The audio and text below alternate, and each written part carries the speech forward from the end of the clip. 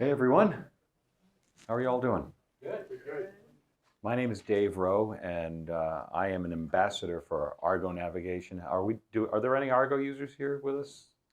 Beside me here is Jeff Foulk, who is the bringer of the ball when it comes to Argo.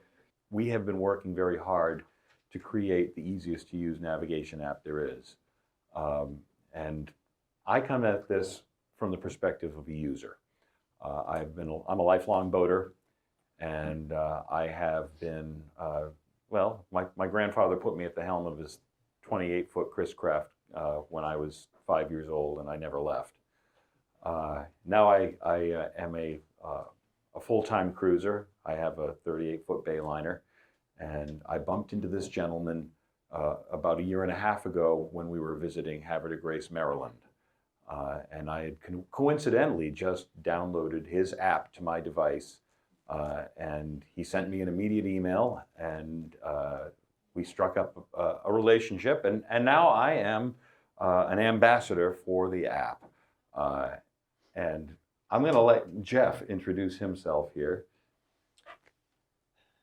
Similar to Dave, I'm a lifetime boater. Been boating for over 40 years, but on the Chesapeake Bay. Actually, this is our first time, part of Argo being out to the West Coast. But I have a small 20-foot Grady White. I've been all over the bay. And about 10 years ago, I started thinking that there could be a better way to navigate than what we had. And obviously, I started with paper charts. I've got a Garmin on my boat. Navionics had come out, other apps, but I still felt there could be an easier way. Most of what I learned from other boaters, where to go, where not to go. And what I wanted to do was bring an app together that did just that, use the beauty of crowdsourcing, that boaters could help other boaters. And I talked about it pretty much continuously until my wife said, please stop talking about that damn app or build it. And I don't think if she thought I would, but 5 years ago, I released this app. I found a local development company in Baltimore, and I got up enough confidence that I started developing. And 9 months later, we released the first version at the Annapolis Boat Show. I think it was 2019. And it was good, but it's come a long way since then. We're not here to really tell you and preach Argo, but that is kind of our background, why we're here. But what we hope to do is kind of give you some insights into the technology today with Chartplotters and apps and what you should be using when you're out on the water. And like Dave said, he's got a lot of experience, so he's going to take the lion's share of this. Thanks. He came in using Navionics, Aquamap. He did the Great Loop. So like I said, he's got a lot of knowledge and background, and I think can speak to what's going on today. So that's a little bit about us and why we're here. This is I guess the first time that we've actually done this pitch, so you're hearing it for the first time. Well, that's not entirely true, because when people come to our booth, and we encourage everybody to stop by our booth, one of the things, people come up to us and they ask us, well, how is Argo different than Navionics? That's the big question we get. And the answer that I always give is it's different. And I'm still a Navionics user, even though, I'm sorry, Jeff, I'm really sorry, but I'm still a Navionics user. I still use Aquamap and I use Argo, because one of the things that I have found is that there's no such thing as too much information at the helm. That's sort of concept number one as we have this little chat we're going to have this afternoon. So we're modern guys. We're not resistant to new technologies, generally speaking. So we see a major shift coming. And I want to share with you some of that as we go here. So we have had an evolution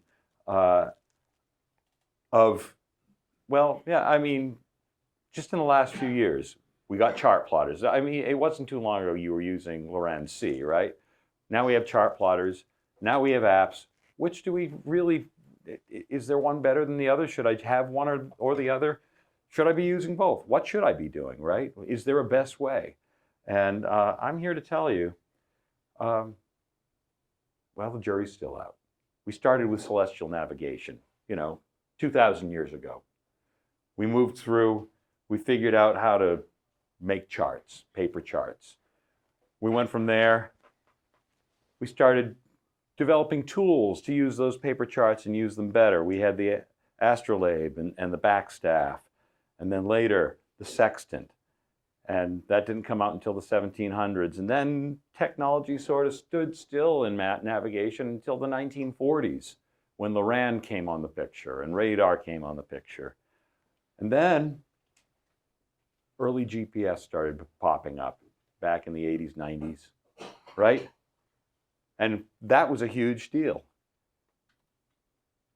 Then came what we're using today, pretty much, the current GPS units, and we started getting into multifunction devices that do radar and give you a camera, so you can see where you're going, and all sorts of different things. We've come a long way, baby.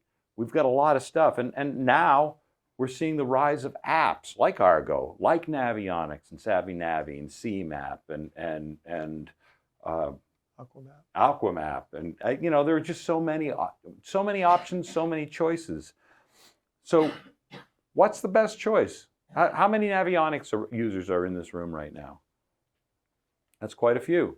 How many Aquamap users are there? How many have never heard of Aquamap? It's a great product. You should check it out. It's really, all of these things really do guide us. This is what we're looking for, is just a better way to move around on the water. And the state of the art has really been in flux. And we went through all of these old technologies. Now, all of a sudden, in 2007, Mr. Steve Jobs stepped onto a stage in California, and he introduced us to the iPhone, the first touch-screen telephone, smartphone.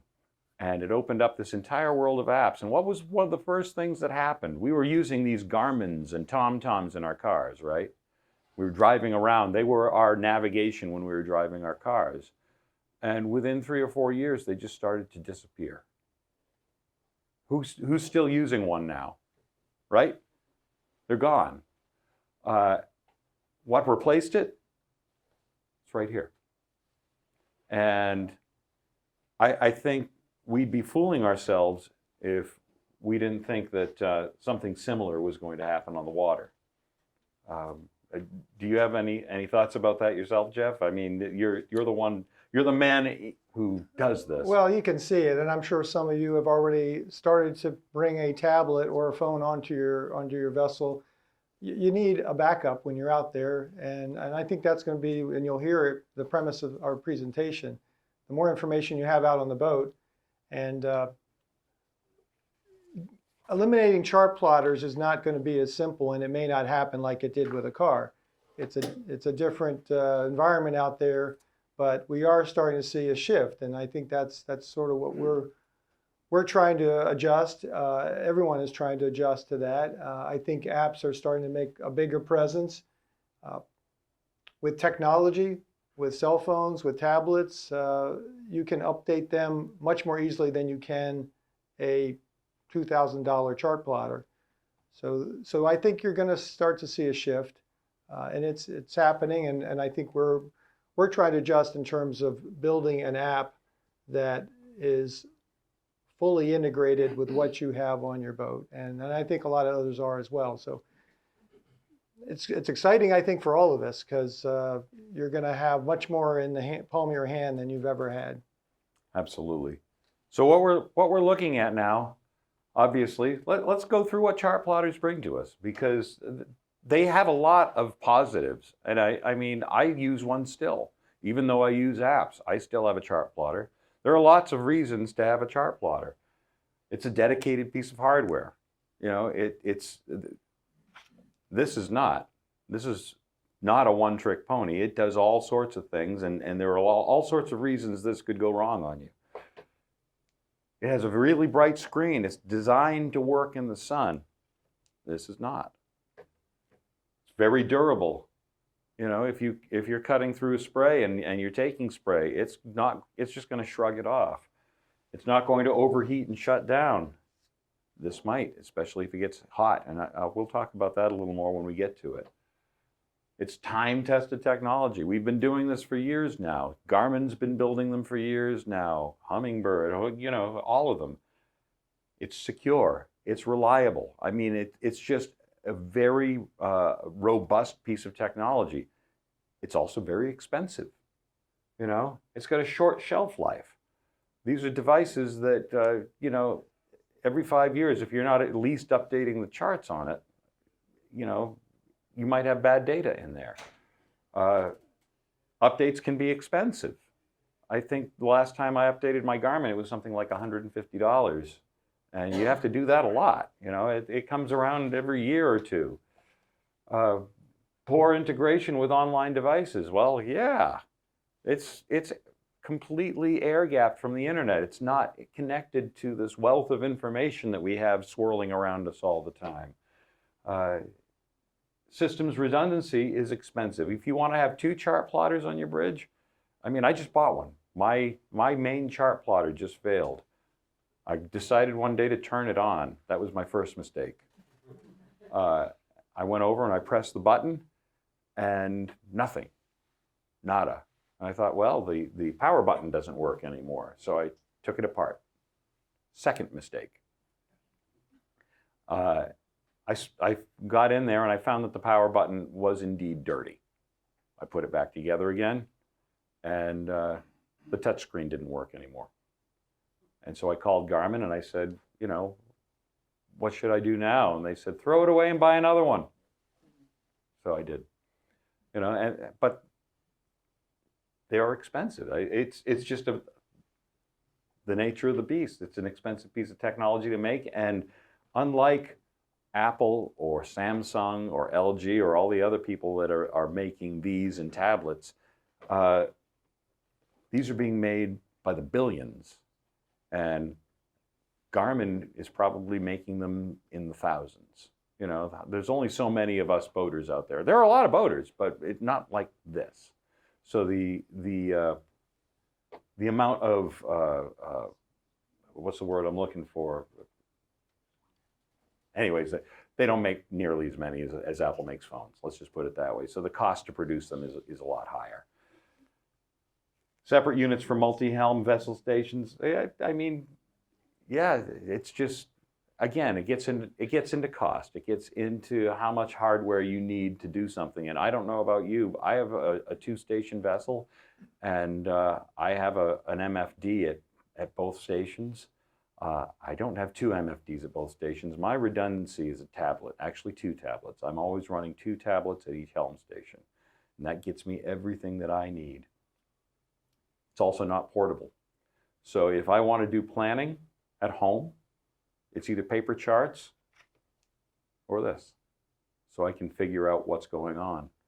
So I mean, when you get right down to it, MFDs, they bring a lot of power to the party, but they also have their drawbacks. Mobile apps, they have a lot going for them as well. They're inexpensive, for one thing. Argo is free. You know, we do have a premium level that's $20 a year, but it's free. Navionics, I think, is $50 a year, which, I mean, if you convert that to boat bucks, is still darn cheap. So, you know, when you go down through the list of apps that are available, you can get them all and still probably spend a lot less in a year's time than it would cost you to buy a new MFD like I just did. They're portable. You can take it wherever you go. You can plan from anywhere. You can sit in the train station waiting for a train and be figuring out where you're going with your boat next. It runs on updated hardware, because I don't know about you, but I update my MFD. I buy a new one when it breaks. This I buy every 2 or 3 years because it becomes obsolete, and I do so much stuff with this that I want it to be fairly current. This is internet connected. It's networked. I have the entire world in the palm of my hands. I have an entire world of apps in the palm of my hands. I can switch between Navionics and Argo and Aquamap seamlessly and just get all my planning done. Now, the cons, it's battery powered. This thing could absolutely die when I need it most. I need to keep it plugged in because GPS will zap the battery faster than just about anything else. And when you're using an app like